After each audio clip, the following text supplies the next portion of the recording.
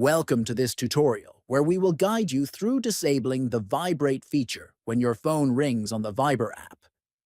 If you find the vibration distracting or unnecessary during incoming calls, this simple adjustment will help you customize your notification settings exactly the way you want.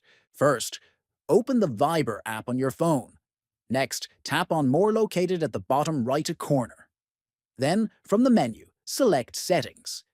Then, in the Settings section, tap on Notifications. Scroll down carefully through the notification options until you find the setting labeled Vibrate when ringing. It might be near the bottom of the list. Finally, toggle the Vibrate when ringing option off. This will disable the vibration during incoming calls while still allowing your phone to ring normally.